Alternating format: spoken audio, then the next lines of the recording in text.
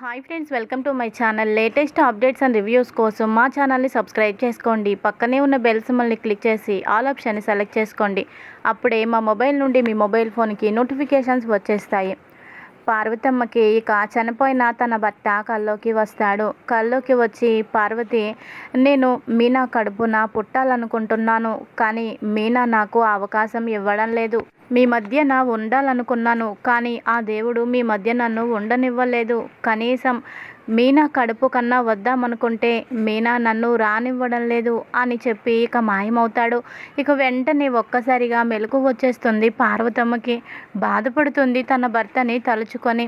ఇక తర్వాత వెంటనే మీనాకి కాల్ చేస్తుంది. కాల్ చేసి, అమ్మ మీనా అని అంటుంది. చెప్పమ్మా, ఇంత ఉదయాన్నే ఫోన్ చేశావు అని అంటే, అమ్మ మీనా, ఒక్కసారి ఆడదానికి మెళ్ళో 3 ముళ్ళు పడ్డాక వాడు మంచివాడైనా చెడ్డవాడైనా దుర్మార్గుడైనా దుష్టుడైనా వాడే భర్త అనుకోవాలి. ఎంత వీలైతే అంత మార్చడానికి ప్రయత్నించాలి. వాడితోనే జీవితం వెళ్ళబుచ్చాలి. తెలివిగా భర్తని నీ చేతుల్లోకి తెచ్చుకోవాలి. అమ్మ మీనా, ఆ ఒక్క కార్యం కానీ జరిగిపోతే నా అల్లుడు నీ మాట వింటాడని నాకు అనిపిస్తుంది. మీరిద్దరూ ప్రేమగా ఉంటారని అనిపిస్తుంది. కాకపోతే నువ్వు కూడా నీ భర్తకు అనుగుణంగా ఉండాలమ్మా అని అంటుంది. అమ్మా, నువ్వేమంటున్నావో నాకు అర్థమవుతుంది, కానీ నువ్వు ఎన్ని చెప్పినా వృధా అమ్మా అని అంటుంది మీనా. అదేంటి వృధా అంటావేంటి? కూతురు జీవితం బాగుపడాలని నాకు మాత్రం ఉండదా? ఆయన కల్లోకి వచ్చారు. నువ్వు అల్లుడు గారు ప్రేమగా ఒక్కటైతే మీ కడుపున ఆయన పుడతానని నాకు చెప్పారు మీనా అని మీనాతో అనడంతో మీనా ఇలా అంటుంది. అమ్మ, ఆయన తాగుడికి బాగా బానిసైపోయారు. అదే ఆయనకి ప్రపంచం.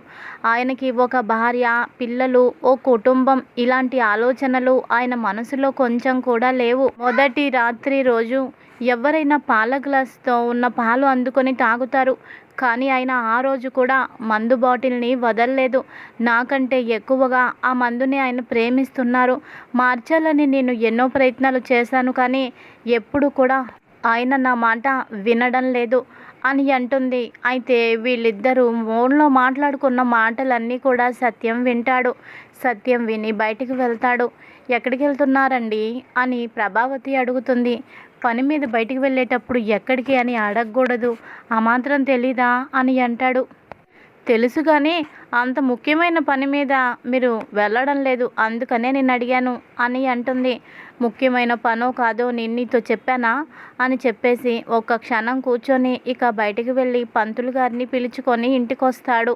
పంతులు గారిని చూడగానే ప్రభావతి, నా కొడుకుకి పెళ్లి ముహూర్తం పెళ్ళికి పెళ్లి చూపుల కోసమే ఇలా పంతులు గారిని రప్పిస్తున్నారు. మొత్తానికి ఆయనైతే మనోజ్కి ఏదో మంచి సంబంధం చూసే ఉంటారు. దానికోసమే నాకు చెప్పకుండా ఇలా పంతులు గారిని తీసుకొస్తున్నారు. పొద్దున్న నేను ఎక్కడికి వెళ్తున్నారు అని అడిగితే మంచి పని మీద వెళ్తున్నారు కాబట్టే నన్ను కోపడ్డారు.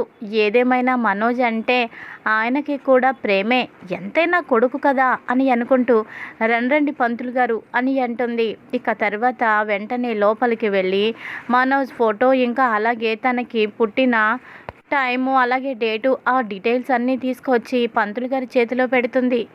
ఏంటమ్మా ప్రభావతి గారు, ఈ డీటెయిల్స్ అన్నీ నాకు ఇస్తున్నారు? సత్యం గారు నన్ను పిలిచింది ముహూర్తం పెట్టడానికి, మీరేంటి మీ అబ్బాయి ఫోటో ఇచ్చారు అని అనగానే, మా అబ్బాయికి సంబంధించిన వివరాలవి. ఇప్పుడు మీరు వచ్చింది నా కొడుకు మనోజ్ కోసం కాదా అని అంటే, కాదమ్మా, కార్యానికి ముహూర్తం పెట్టమని చెప్పారు, ఆ దానికోసమే ఇలా వచ్చాను అని అనగానే ప్రభావతి షాక్ అయిపోతుంది. ఈలోపు సత్యం వస్తాడు. ఏంటి ప్రభావతి, ఏంటి అని అనగానే, పంతులు గారిని మీరు ఎవరి గురించి పిలిపించారు అని అడుగుతుంది. ఎవరి గురించో ఎందుకు పిలిపిస్తానే, బాలు మీనాలకి ఆ రోజు కార్యం ఏర్పాటు చేశాము, కానీ అది విఫలమైంది. అందుకని మళ్ళీ మంచి ముహూర్తం ఒకటి పెట్టించి వాళ్ళిద్దరూ మనస్ఫూర్తిగా మనసు విప్పి మాట్లాడుకొని ఒక్కటవ్వాలనే మళ్ళీ మంచి ముహూర్తం పెట్టించడానికే పంతుల్ని పిలిపించాను అని అనగానే, ఎప్పుడు బాలు మీనా వీళ్ళ ఆరాటమే తప్ప నా కొడుకు కోసం మీకు ఏమైనా కొంచెమైనా ఆరాటం ఉందా అని అంటుంది. ఏం మాట్లాడుతున్నావు ప్రభావతి, బాలుకి పెళ్ళయింది, మీనా మన ఇంటి కోడలిగా అడుగుపెట్టింది. ఇంతకాలమైంది. ఇంకా వాళ్ళిద్దరి మధ్య ఏవో అభిప్రాయ భేదాలు, చిన్న చిన్న గొడవలు ఇవే కానీ వాళ్ళిద్దరూ ఒక్కటవ్వలేదు. ఈ విషయంలో మనకి తల్లిదండ్రిగా బాధ్యత ఉంటుందా లేదా? ముందు ఆ పని గురించి ఆలోచించకుండా నువ్వు ఎప్పుడు మనోజ్ మనోజ్ అంటావేంటి? నీ కోడలు, నీ కొడుకు జీవితం బావుండడం నీకిష్టం లేదా? ఎంతైనా బాలు కూడా నీ కొడుకే కదా! పెళ్ళయి కూడా వాడు మూడుబారిన వృక్షంలా ఉండడం నీకు సంతోషమా? మంచి ముహూర్తం చూసి మీరు ముహూర్తం పెట్టండి పంతులు గారు అని చెప్పడంతో అలాగేనయ్యా అని చెప్పి ఓ మంచి ముహూర్తం పెడతాడు. ఇక తర్వాత మీనా ఏంటి ఏంటి మామయ్య గారు పంతులు గారు వచ్చారు అని చెప్పేసి అడుగుతుంది. ఇక పంతులు గారు వెళ్ళిపోయిన తర్వాత సత్యం ఇలా అంటాడు, అమ్మా బాలు ఎక్కడా అని అడుగుతాడు. బాలునా ఆయన పడుకున్నారు అని అనగానే సరే ఒక్కసారి లేపి కిందకి రమ్మని చెప్పు అని అనగానే సరే మామయ్య గారు అని చెప్పి బాలుని లేపుతుంది. ఇక బాలు ఏంటి ఉదయాన్నే నాకు ఈ గోల అని అంటాడు.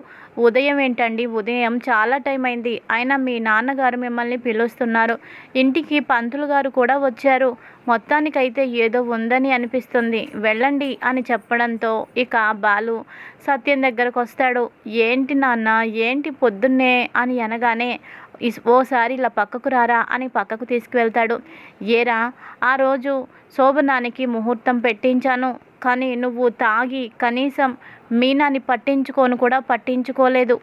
నిజమా అబద్ధమా అని అనగానే అది నాన్న ఇది మీకెలా తెలుసు అని అనబోతూ ఉంటే నాకెలా తెలిసింది అన్న విషయం పక్కనుంచు, కానీ నువ్వు చేసిందేంటి?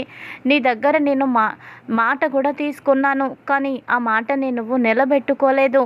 ఎందుకురా, ఎందుకు ఇలా చేస్తున్నావు?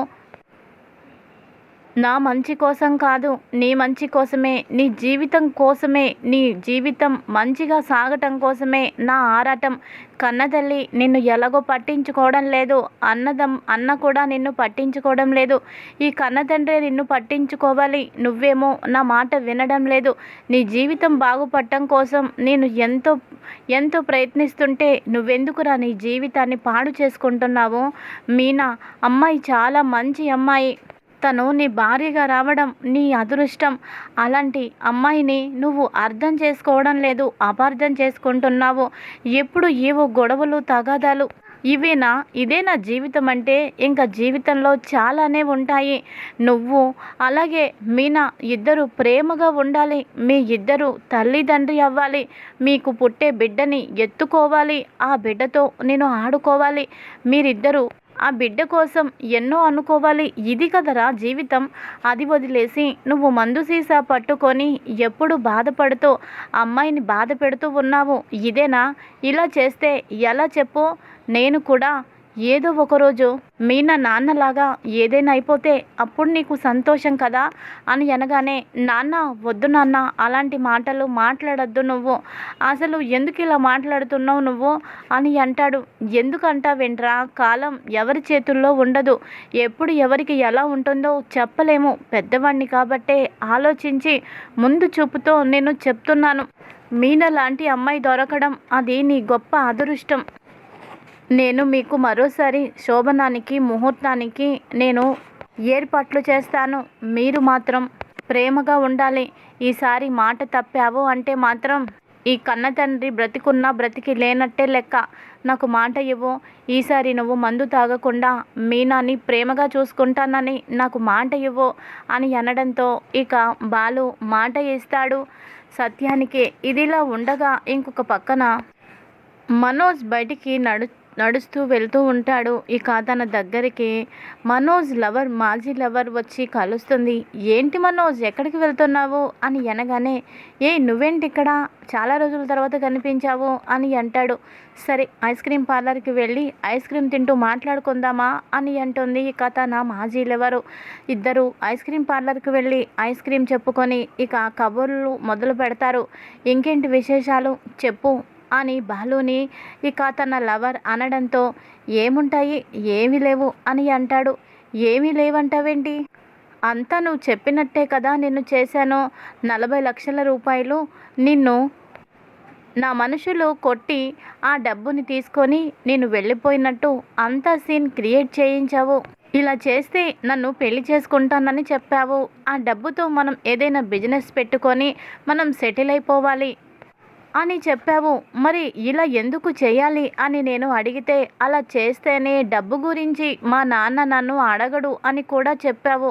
అంతా నువ్వు చెప్పినట్టే నేను చేశాను. మరి ఏంటి ప్రాబ్లం అని అనగానే, నువ్వే నాకు ప్రాబ్లం, ఏదో ఎందుకు ప్రాబ్లం అవుతుంది అని మనసులో అనుకుంటాడు.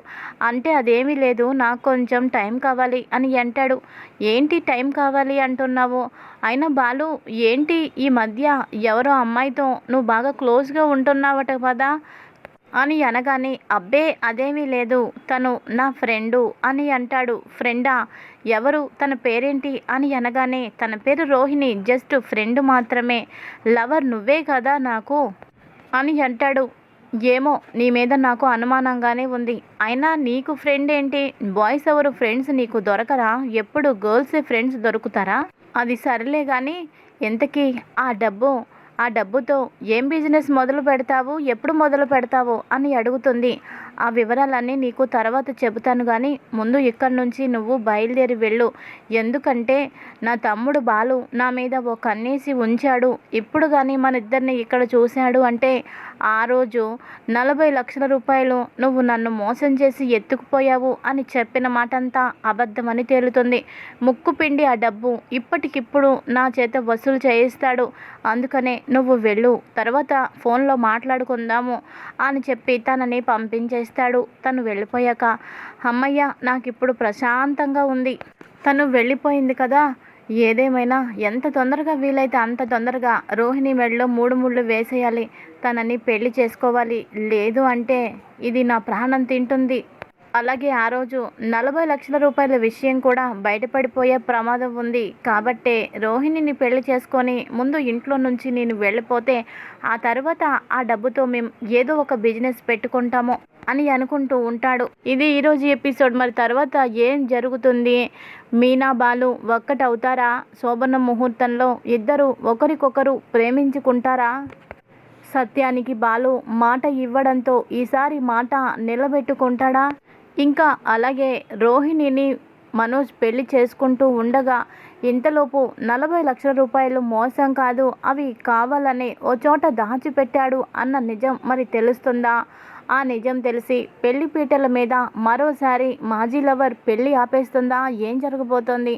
రాబోయే ఎపిసోడ్స్లో తెలుసుకుందాం. Thanks for watching. Hi friends, welcome to my channel. Latest updates and reviews కోసం